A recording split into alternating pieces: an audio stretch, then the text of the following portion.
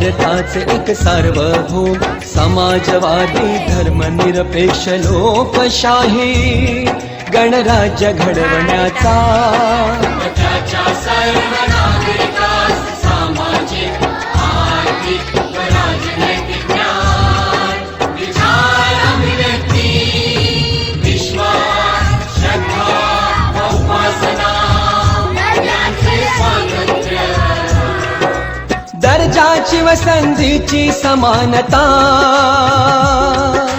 निश्चितपणे प्राप्त करून देण्याचा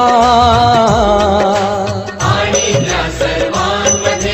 व्यक्तीची प्रतिष्ठा व राष्ट्राची एकता आणि एकात्मता यांचे आश्वासन देणारी बंधुता प्रवर्धित करण्याचा संकल्पपूर्वक निर्धार करून